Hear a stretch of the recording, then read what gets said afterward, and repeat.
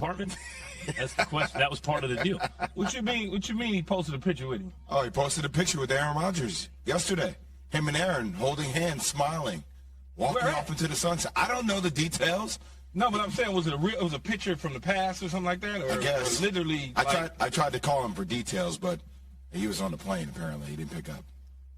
Oh, Aaron, you mean? Yeah, Aaron Rodgers. No, he was on the plane. Aaron was. Might be easier to get in touch with calling Greeny.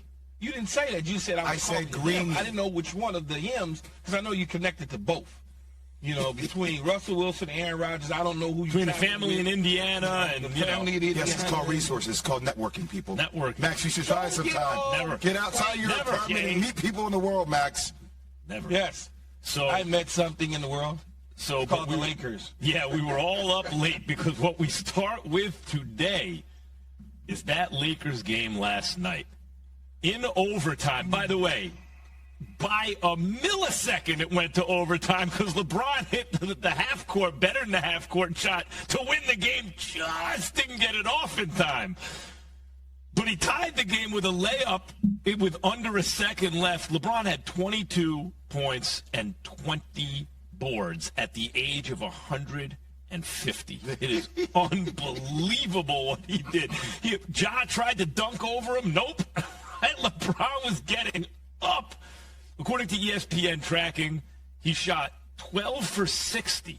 Sorry, 12 for 60. 12 for 20. That's like 60 12 for 60. 12 for 60. That's a really bad guy. That's a bad. That's not good. That was a bad career, not a bad night. That's right. That's 20%. He shot much better. He shot 12 for 20. Jay, not 12 for 60. That's ridiculous. I don't know why you said that. I haven't talked. 12 for 20. 60%. With Dillon Brooks as the primary defender in this series. Woo! Guys, LeBron is doing some things. AD got hurt but stayed in the game. He made his defensive presence felt, Jay. He did in the final stretch, but for the most of the game, he was... Do they win without AD last night? I mean, they don't win without D'Lo making shots down the stretch. They don't win without Austin Reeves. Everybody participated and made plays when it mattered, but LeBron carried the load. No question. Yeah. D'Angelo Russell he hit those 3 threes back to back to back. Yeah.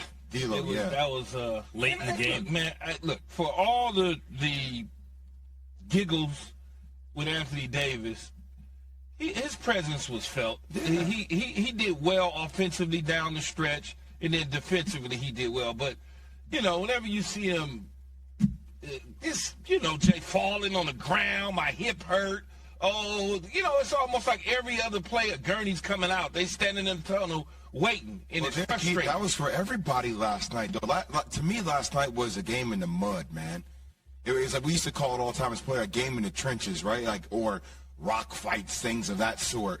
Because you have these playoff games where, Desmond Bane was really the only person making shots continuously throughout the game. Like, nobody else could really buy a shot until D'Lo made some down at the end, close that gap. But when games are in the trenches or in the mud and physicality, that's when you need guys like LeBron that can barrel through bully ball and get to the rack. And by the way, they kept trying to get that switch. He kept trying to get Ja Morant on him, but the lane was so clogged with a Rudy screen that eventually it was like, you got to take Xavier Tillman off the dribble, and he did it down the stretch.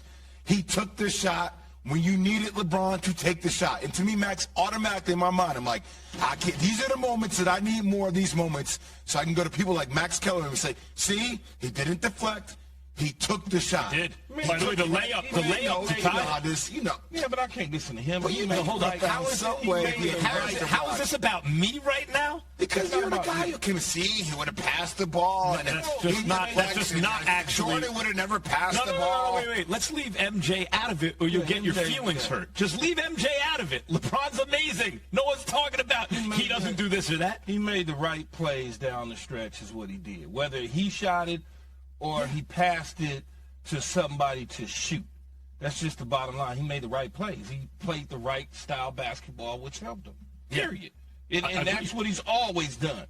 People want to make it, Jay, seem like he needs to shoot the basketball when he passes it. No, but I think what Jay is talking about, Key, is the idea. He's talking about just what I said, isn't you, Jay? Yes. But Okay. it's the That's idea that, which if you want to say, you want me to say that I don't acknowledge, I do acknowledge it, that at times in LeBron's career, he seemed tentative at the end of games to take it to the rack because he didn't want to go to the free throw line where he's not a great free throw shooter.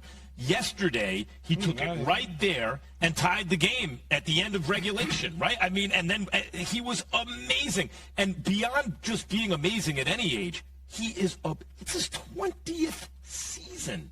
And he just did that against a team with John Morant flying, jumping out of the I wonder gym. how he still jump like that, though, Jay. I mean, Not John. I'm talking about LeBron. I mean, he's 3 years younger than me, and still like it.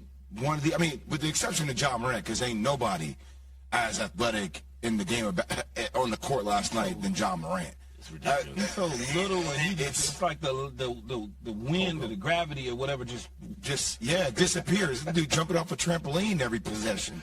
But for him to make those shots at 38, last night was one of those moments. I'm sitting up there watching it. I'm like, I just appreciate the greatness. Like I took myself back from like the guy who's going to give you all the breakdowns and the details, and just appreciated this dude. No doubt. Appreciate him, you know? Like he's still taking individual matchups. You see Dillon Brooks, who's just getting his ass handed to him. And when you do it matters because guy. it's 2-1. Understand, they could easily lose that game, right? And now all of a sudden you're locked up 2-2, and AD's hip is hurting, and Ja's feeling it. No. Now you put your foot on their throat. That was an all-time great playoff performance in one of the all-time great playoff careers. No question about it. And Key, even the charge he took on Ja, where, I need to see that picture because Ja felt like his head was above the damn backboard. Ja my son said he almost hit his head on the rim, in front of the rim. God. It's those are the plays we were talking about. Just watch highlights of Ja Morant miss dunks, and you see you just like your mouth drops to the damn floor. But it's like for him to even step in and take that charge, like that's who Bron is. He's always going to make the high basketball IQ play. The dude literally is brilliant on the court to watch. Ja is just the gravity thing. That dude is. The gravity thing. That's why people, the AI, I always thought MJ, because there's something about the way Ja gets up and somehow he gets to stay in the air and kind of float there while other dudes come down. Well, because first of all, he's a smaller guy. So when he's elevating at the highest level, it just looks pretty because he's just up there. Big dudes jump, they come right down. He's just a small guy, so it keeps him up there. It's not like he stays up there on purpose or nothing like that. When that dunk, though, before the half, when he snaked through there at the top of the key, he got low around the free throw line, Jay. Mm-hmm. And by the time he got to the dot, he took up. I was like, oh, my goodness. Lord, that's the other thing. He can do things when he's in the air that you go, you're not supposed to have enough time to do that once you jump up. It's crazy. But it wasn't enough to win. Like LeBron at the age of 100 won the game. And his I don't know if you paid attention to that, Jay, his right elbow, what is that? His right elbow had a huge knot on it. Yeah, I saw that. I was like, what the heck? Did he do that in the game? Or has it been like that all season?